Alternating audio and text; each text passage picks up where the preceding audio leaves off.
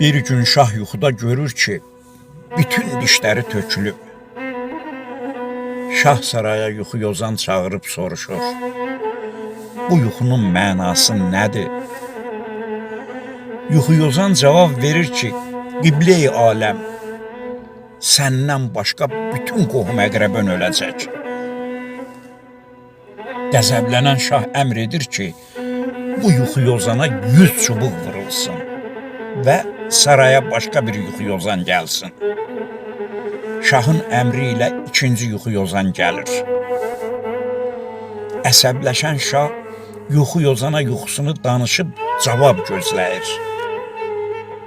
Yuxu yozan deyir ki, şahım, gördüyün yuxu onu göstərir ki, bütün qohumlardan çox sən yaşayacaqsan. Onların ən uzun ömürlüsü sənsən şahım. Cavab şahın çox xoşuna gəlir və əmr edir ki, bu yuxu yozana 100 dinar verilsin.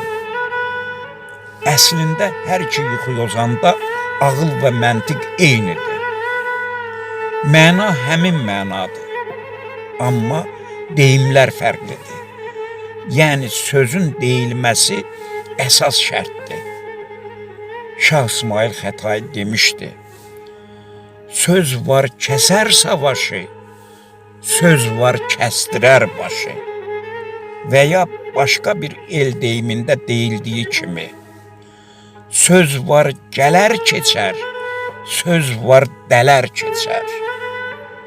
Odur ki, sözün kimin, harda kimə necə deyilməsinin mətləbə çox dəxli var. Dinlədiyiniz üçün təşəkkür edirəm.